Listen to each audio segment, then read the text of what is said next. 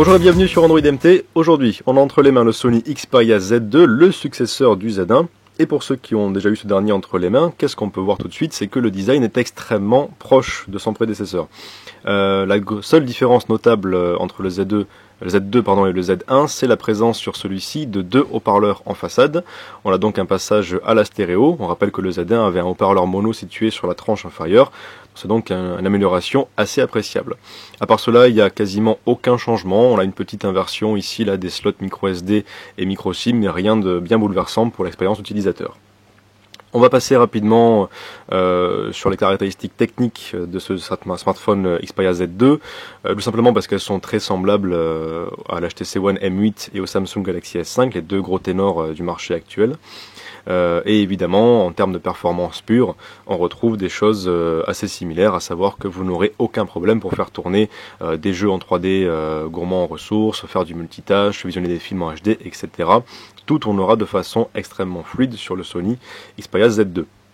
Notons quand même qu'il possède 3 Go de RAM à l'inverse de ses concurrents qui n'en possèdent que 2, mais pour l'instant, il n'y a pas beaucoup d'applications qui nécessitent autant de RAM, ce qui fait que la différence est assez ténue. On va s'attarder par contre un peu plus en détail sur la partie photo, puisque on rappelle que le Z2 possède un capteur 20,7 mégapixels comme le Z1, et c'est un petit peu ça qui est censé faire la force de l'Xperia Z2. On se rappelle que le Z1 aussi connaissait quelques petits défauts au niveau de la photo, qui l'avaient empêché de devenir la référence en matière de photophone. Qu'en est-il du Z2? On va le voir tout de suite. J'ouvre ici le menu des différentes options disponibles par l'appareil photo du Z2. Le mode auto supérieur évidemment qui est encore de la partie qui va ajuster automatiquement les réglages pour rendre vos photos soi-disant plus jolies que la normale. Le mode manuel évidemment. La vidéo 4K, je le rappelle, qui n'est utile que si vous avez un écran permettant de visionner la 4K. Autrement dit que c'est assez limité pour l'instant. Video Time Shift, en fait, c'est un mode qui permettra de filmer quelque chose et d'appliquer des effets de ralenti sur une partie de la vidéo. C'est un petit peu gadget et en plus ça ne marche pas très bien, donc vous n'aurez pas tendance à l'utiliser souvent. Floutage de l'arrière-plan, c'est une fonctionnalité qui permet, comme son nom l'indique, d'accentuer le flou sur l'arrière-plan. On pense notamment aux effets de portrait, ou par exemple lorsque vous prenez un objet en premier plan assez serré.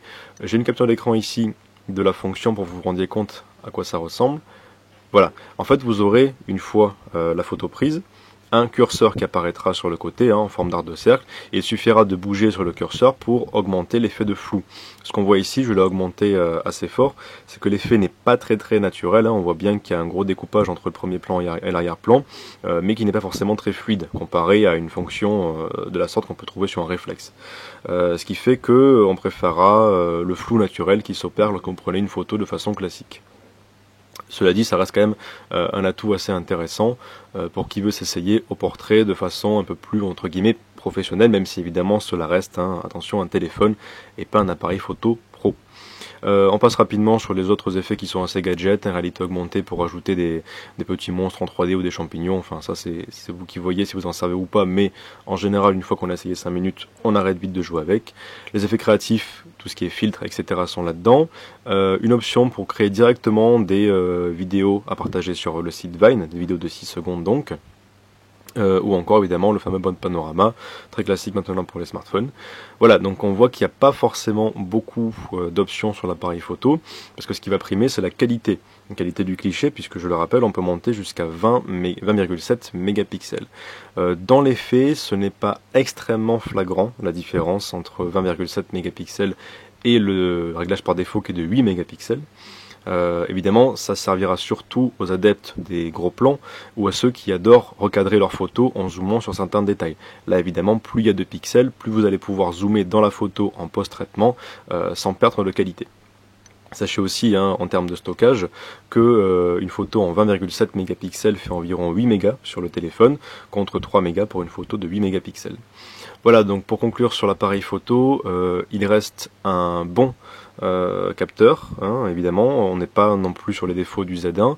En revanche, on ne peut pas encore dire que c'est la référence en termes de photophone, parce qu'il y a encore quelques défauts, notamment la différence pas assez marquée entre les différentes résolutions de pixels. Par contre, on peut quand même dire que pour le photographe amateur qui aime bien prendre des clichés à la volée, C'est un smartphone qui est extrêmement simple d'utilisation là-dessus, surtout avec le bouton déclencheur physique ici, qui sert notamment à prendre des photos sous l'eau, puisque je rappelle que le tactile ne fonctionne pas lorsqu'on est sous l'eau. Maintenant, de là à dire qu'il est meilleur que le S5 ou l'HTC One M8, c'est surtout une question d'usage et de préférence, puisqu'il n'y a pas de différence très flagrante. On va ensuite parler rapidement de la surcouche de Sony, qui n'est pas extrêmement envahissante, notamment ici, un volet dans le lanceur d'applications assez utile qui permet de classer les applications apparaissant dans le launcher un peu comme vous voulez. Donc soit par ordre alphabétique de façon très classique, soit celles qui ont été installées par vous, comme ça vous n'aurez pas les applications par défaut, soit encore, hop, je reviens dessus. Alors normalement évidemment ça répond beaucoup plus vite, voilà.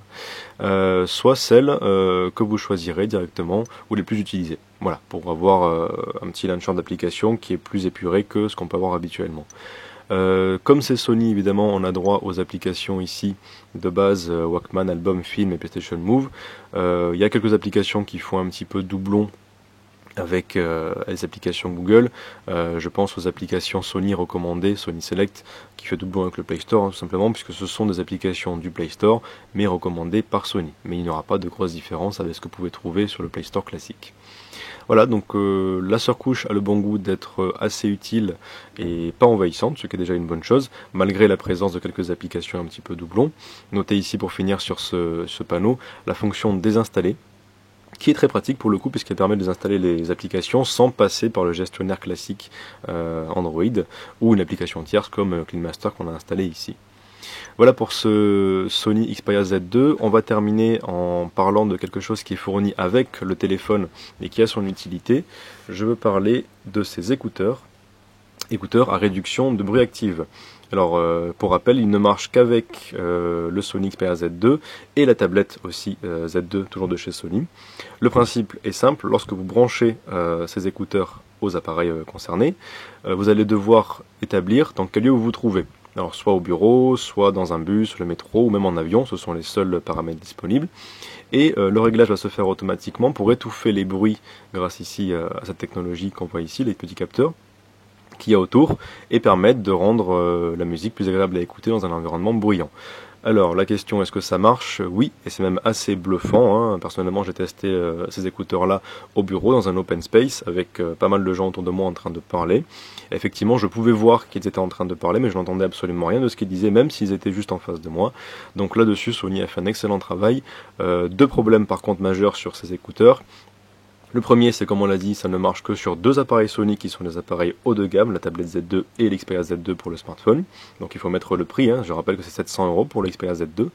Et deuxième problème, c'est que cette technologie va utiliser en fait la batterie de votre téléphone ou de votre tablette, puisque les écouteurs vont être alimentés par l'appareil sur lequel ils sont connectés pour fonctionner. Évidemment, vous pouvez aussi vous en servir comme des écouteurs classiques, mais ce n'est pas vraiment l'utilité.